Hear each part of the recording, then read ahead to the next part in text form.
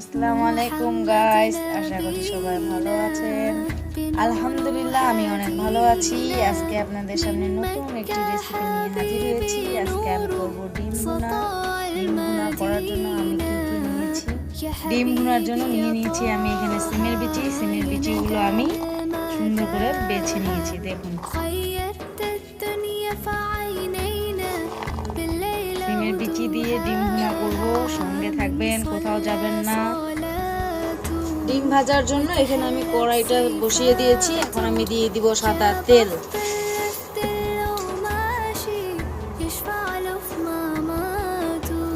আমি হালকা করে ডিমটা ভেজে নিব।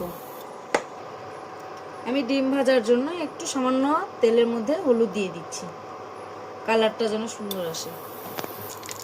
একটু দিয়ে দিব লবণ। ডিমটা তাহলে একটুকু লাগবে না। আপনারা মাছ ভাজা হোক ডিম ভাজা হোক একটু লবণ তেলে দিলে তেলটা ছিটকাবে না। আমাদের তেল গরম হয়ে গেছে, এখন আমি ডিমগুলো দিয়ে দিব।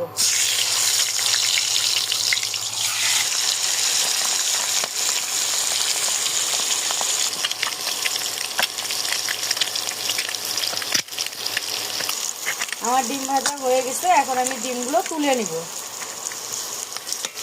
দেখুন আমার ডিমের কালারগুলো কত সুন্দর আসছে।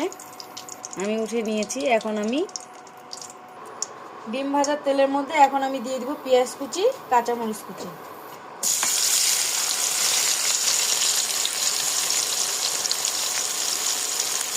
আপনারা যদি সিমের বিচি দিয়ে রান্না করতে চান ডিম ভুনা, তাহলে বাজারে কিন্তু সিমের বিচি কিনতেই পাওয়া যায়।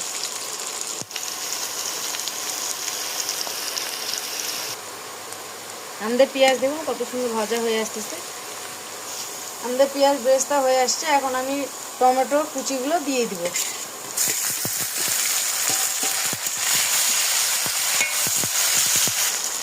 আমি টমেটো পেঁয়াজগুলো দিয়ে একটু ভেজে নিয়েছি। এখন অ্যাড করব মশলাগুলো। আমি এখন একটু সামান্য পানি দিয়ে দিব। দিয়ে দিচ্ছি একটু আদা বাটা, দিয়ে দিব একটু জিরা বাটা, দিয়ে দিচ্ছি রসুন বাটা, একটু দিয়ে দিব গরম মশলা বাটা। এখন এটা আমি ভালো করে মিক্স করে নেব। দিয়ে দিচ্ছি হলুদ গুঁড়ো, একটু দিয়ে দিচ্ছি মরিচ গুঁড়ো। এখন দিয়ে দিব পরিমাণ মতন লবণ।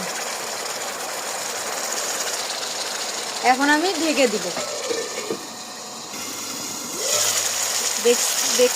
দেখুন কত সুন্দর হয়েছে, একদম তেল বের হয়ে গেছে। এখন আমি দিয়ে দিব